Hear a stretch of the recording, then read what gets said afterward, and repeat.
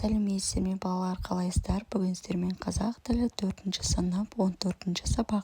Сабақтың тақырыбы біздің жобамыз фонетика әлеміне саяхат. Балалар, бүгін барлық тапсырмаларды орындаймыз. Сабақтың соңына дейін лайк басып, сабақты мұқият қарап отырыңыздар. Ендеше біздің жобамыз фонетика әлеміне саяхат. Фонетика сөзі грек тілінен алынған. Қазақша дыбыстық, дауыстық деген мағынаны білдіреді. Фонетика тілдің дыбыстық жағын зерттейтін саласы. Ол тіл дыбыстарын, олардың жасалу жолдары мен естілуін қарастырады. Бірінші ертегіні оқу барысында жақша ішіндегі тапсырмаларды қимылды қосып орындап көр. Дыбыстар патшалығы. Әлдебір патшалықта немесе мемлекетте емес, тура сенің аузыңның ішінде дыбыстар тұрып жатыр. Ал олардың үйі қандай әдемі. Аузыңды аш. Әне, көрінді. Үйдің төбесі бар. Тіліңді тигізіп көр.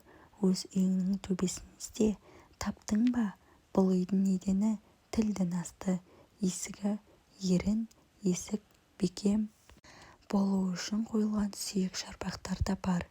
Ол сенің тістерің. Үйдің ішіне бір айдаһар кіріп кетпегенде бәрі жақсы болар ма еді? Қайтер еді? Тіліңнің ұшын қимылдат. Айдаһар кейбір дыбыстарды емін-еркін өткізіп жіберді. Мысалы, а, ә, о, ö дыбыстары еріннен, яғни есіктен еркін шығып жатады. Олардың үстіне киіп алған қызыл көйлектері бар, ал басқа дыбыстардың жолына айдаһар түрлі кедергілер жасап, есікті жауып қояды. Ол т дыбысын төбеге жасырып қояды.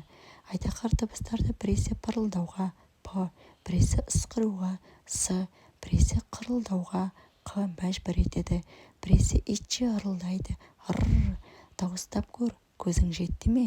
Бұл дыбыстар ауыздан емін-еркін шыға алмайды.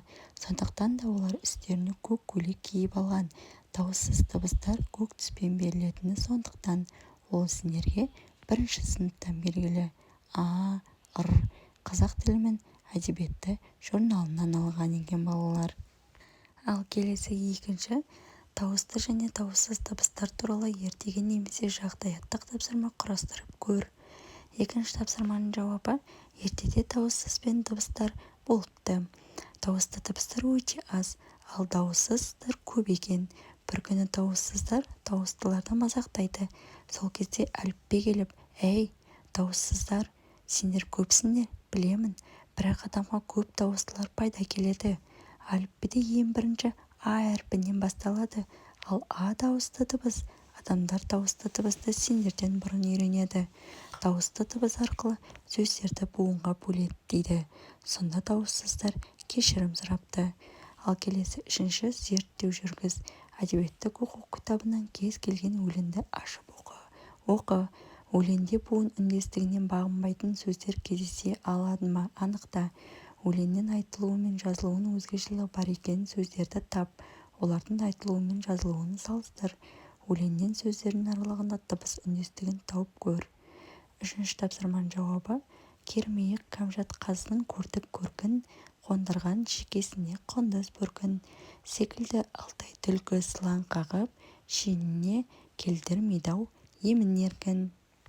Келесі соңғы төртінші құрастырған ертегіні немесе жағдаяттық тапсырманы сынып алдында қорғауға дайындал. Дыбыс үндестігі мен буын үндестігі бойынша жүргізген зерттеуінді қорыт.